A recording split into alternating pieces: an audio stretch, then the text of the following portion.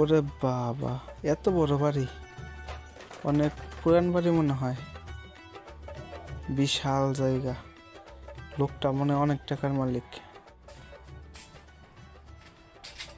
এই ছেলে, কাকে চাও? আসসালামু আলাইকুম। এটা কি আব্বাস ভাইয়ের বাড়ি? হ্যাঁ, কিন্তু তুমি কে? আসো আসো, ভেতরে আসো।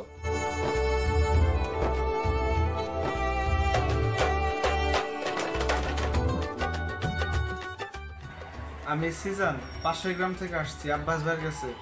উনি কই গেছে বলতে পারবেন? হ্যাঁ, বসো বসো, চলো বসে কথা বলি। আসো বসো। সব বলছি। আচ্ছা, ওনার কাছে তুমি কি চাও? আমার বন্ধু শিকদার বললো উনি নাকি বিদেশে লোক পাঠায়, তাই ওনার কাছে আমি আসছি।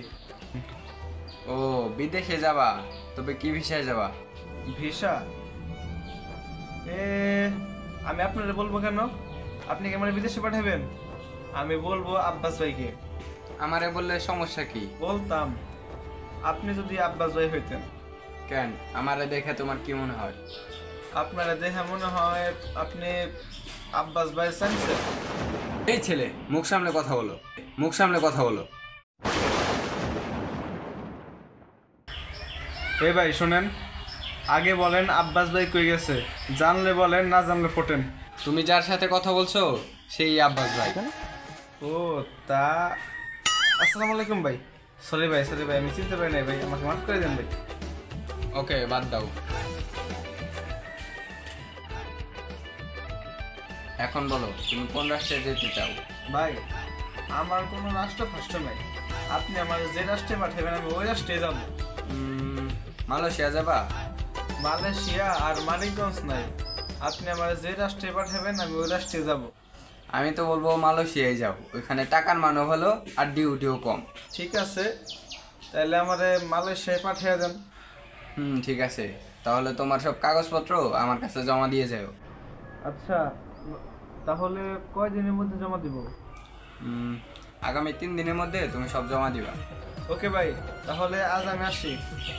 ও ভাই, তাহলে টাকা লাগবে কত? টাকা পয়সার বিষয় পরে দেখতেছি, আগে কাগজপত্র জমা দাও। ওকে ভাই, তাহলে আজ আমি আসি। আসসালামু আলাইকুম। ওয়ালাইকুম আসসালাম।